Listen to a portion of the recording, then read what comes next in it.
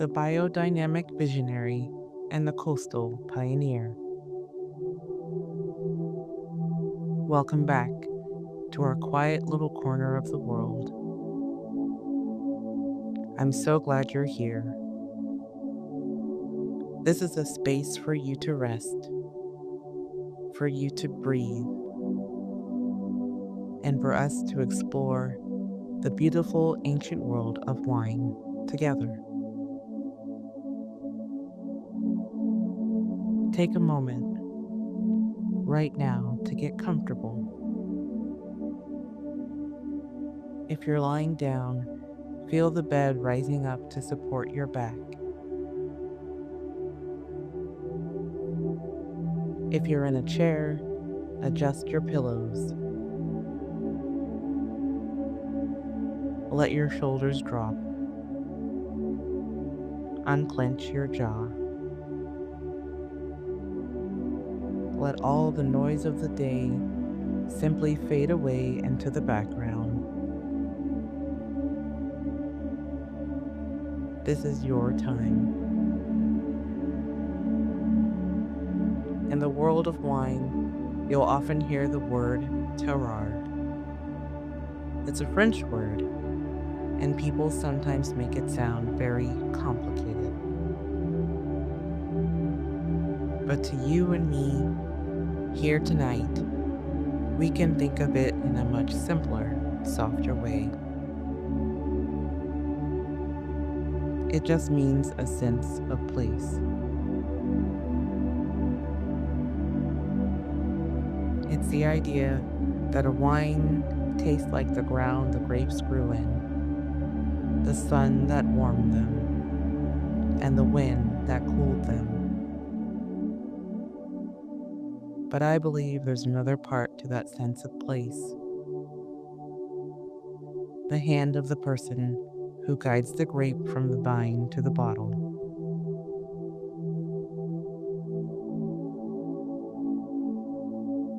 I want to tell you about two women who are absolute legends, separated by a massive ocean and different philosophies, but united by an unwavering belief in their vineyards.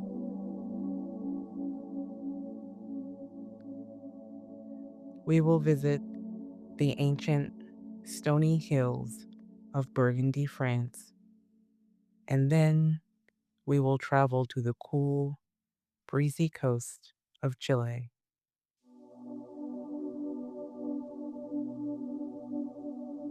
So, take one more deep, slow breath in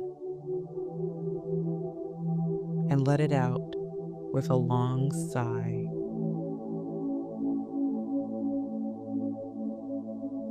Let's begin our journey.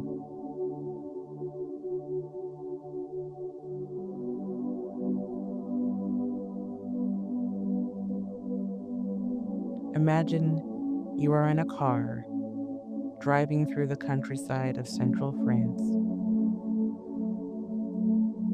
It's autumn. The air is cool and crisp. It smells faintly of wood smoke and wet fallen leaves. All around you are rolling hills. They aren't majestic mountains, but gentle slopes, sculpted like a sleeping giant. These hills are covered in vineyard rows. At this time of year, the vines aren't green. They are a fiery, breathtaking mix of rust, crimson, and pale gold.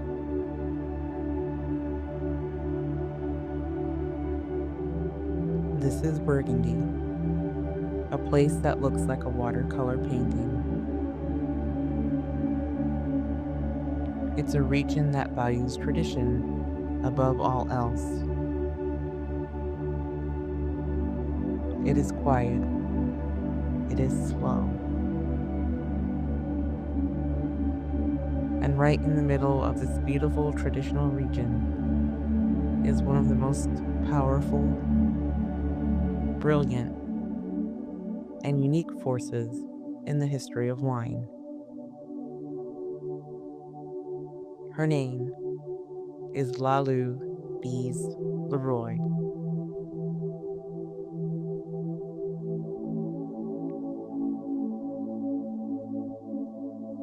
She is known quite simply as the Queen of Burgundy, but when you see her or picture her, I want you to erase the image of a queen on a throne.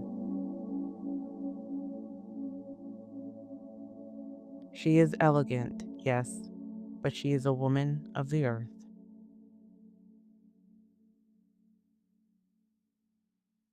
She was born into wine. Her family's company, Maison Leroy, has been purchasing and selling fine wine in Burgundy for generations.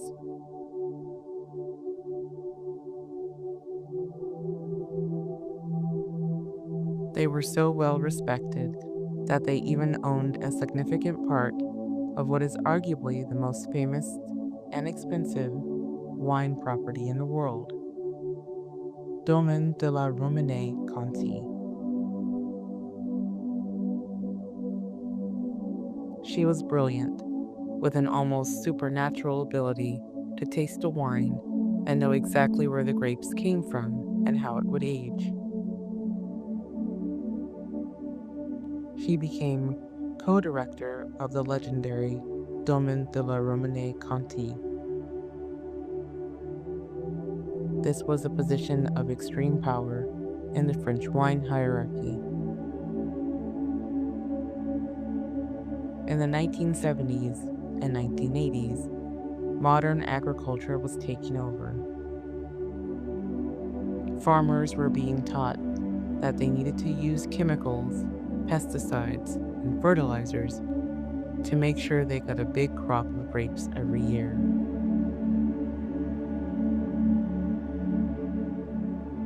It made the work easier, but the use of them was controversial.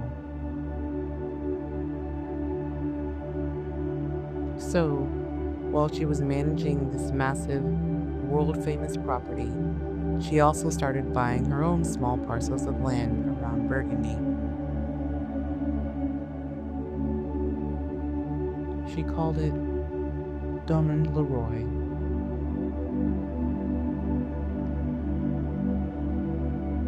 She made a decision that shocked the traditional wine world.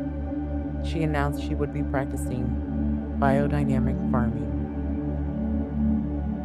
This means Lalou treats her vineyard like one living organism.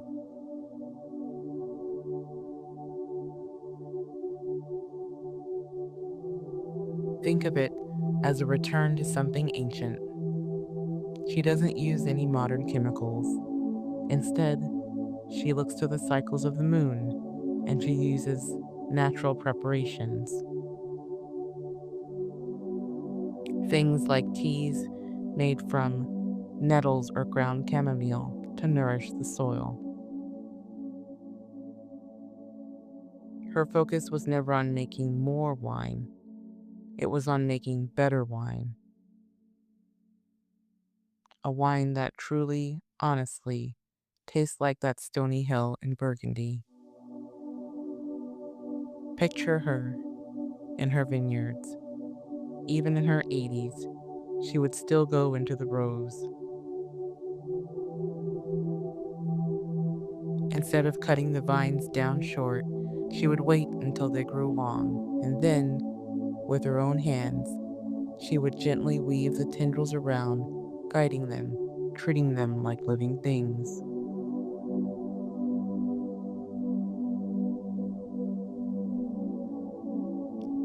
And her cellars are different too. Instead of a sterile, modern factory, Domaine Leroy's cellar is like a cathedral. It's dark. It's damp. It smells intensely of oak and the scent of yeast like a warm bakery. This is where the magic happens. She allows her wines to age slowly, patiently, with almost no interference. She lets the wine become what it wants to be. When people finally taste her wines, her Pinot Noir, they were stunned. They didn't just taste good, they had an emotional resonance. They were complex, structured, and yet unbelievably delicate. It was as if she had unlocked a door that no one else knew existed. Today, Lalou's wines are some of the most sought after, rare, and expensive in the entire world. They are a legend. But the story of Lalou isn't about luxury. It's a quiet story about a woman with an intuitive understanding of nature. A story about having the courage to trust your own instincts, even when everyone else tells you you're wrong. She is the woman who listened to the earth when no one else would. Just let that image rest in your mind for a moment. This elegant, resolute woman tending her vines in the French fog, guided by the moon. Her story feels classic, like an old book. And now, we're going to close that book. We're leaving the stony, human cellars of Burgundy. We are flying west, thousands of miles, across the Atlantic Ocean, over the massive peaks of the Andes Mountains, and descending onto the long, thin strip of land that is Chile.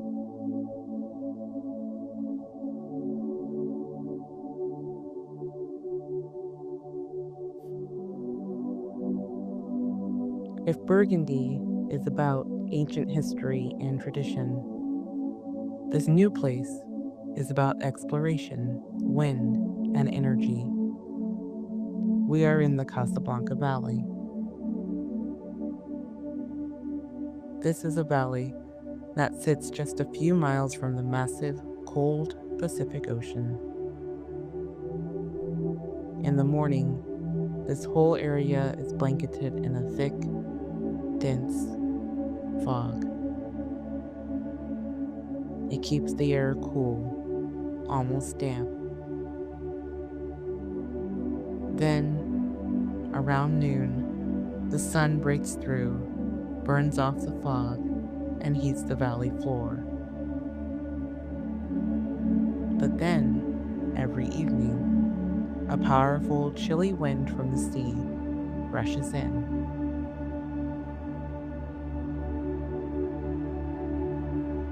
For a long time, the big wine experts said this was no place to grow grapes. Too cold. The grapes wouldn't ripen. They thought it was a waste of time. They were wrong. And our next winemaker, Jenny Villalobos, is proof.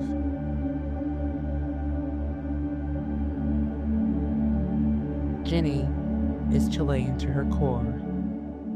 She is vibrant, incredibly smart, and she is a pioneer for the modern era.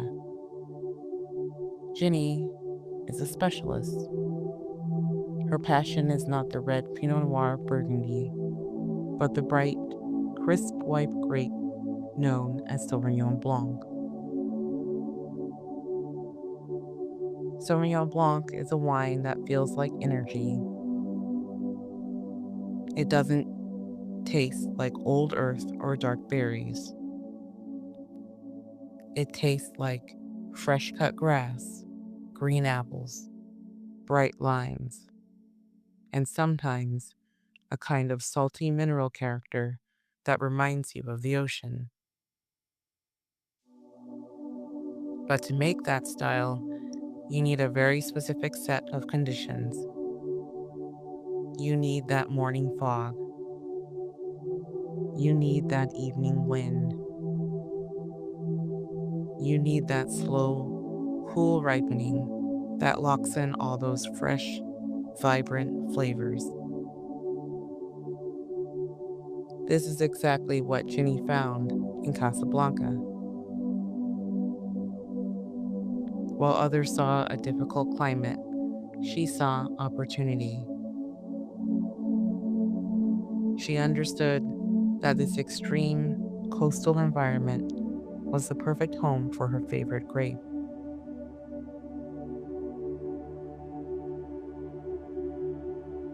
In Burgundy, the winemaker tries to fade into the background. But for Jenny, she sees herself as a storyteller. She believes her wine should have a voice.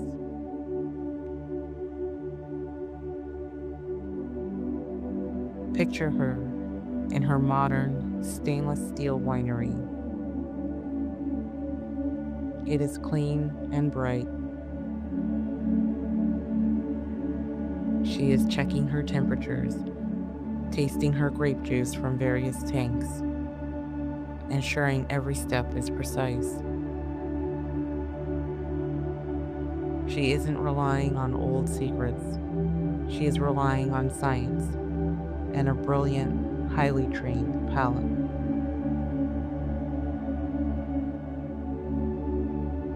She understands exactly how to capture the essence of the grape.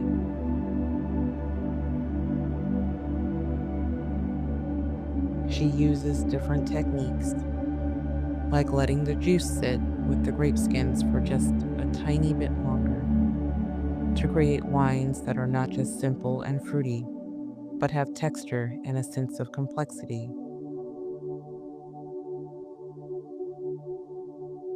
When you taste a wine from Jenny Villalobos, you can feel the place. You don't just taste the citrus, you taste the fog. You taste that cold ocean breeze. It is a wine that feels alive.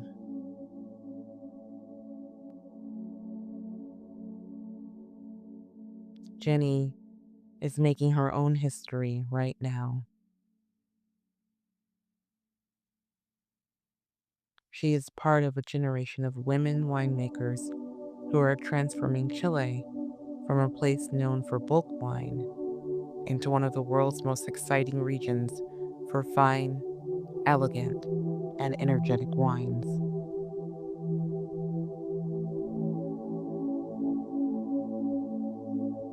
Her story is about vision. It's about seeing the beauty and potential in a place that others found difficult. It's about combining precise, intelligent work with a deep, personal passion for the place you call home.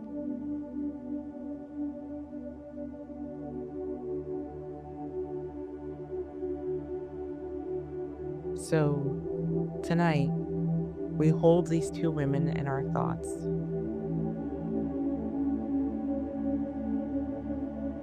On one hand, we have Lalou Bize-Leroy in her French vineyards, a woman who looked backward to ancient truths and natural rhythms to make some of the most famous red wines on earth. And on the other hand, we have Jenny Villalobos on the coast of Chile, a woman who looks forward, using modern intelligence to make some of the most vibrant, exciting white wines of her generation. They are so different. Their wines look different, taste different, and come from opposite ends of the world. But both stories are about a single, simple idea. It is the idea of connection. Connection to the land beneath your feet. Connection to the nature that surrounds you. It reminds us that the best things, whether it's a beautiful wine, a good life, or a peaceful night's sleep, don't come from rushing or controlling or using shortcuts. They come from patience. They come from listening.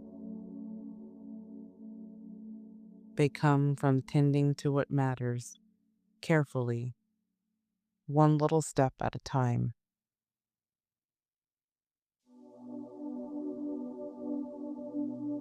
I hope you feel a little more connected to that idea tonight. I hope the stories of these incredible women have made the world feel a little smaller, a little warmer, and a lot more beautiful.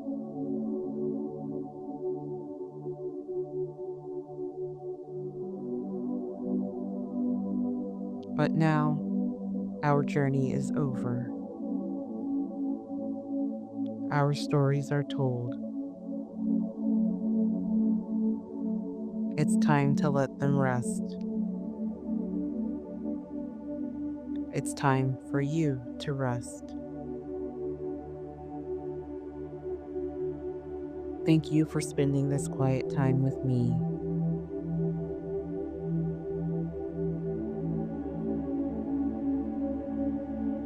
Let your mind become still. Good night, my friend. Rest well.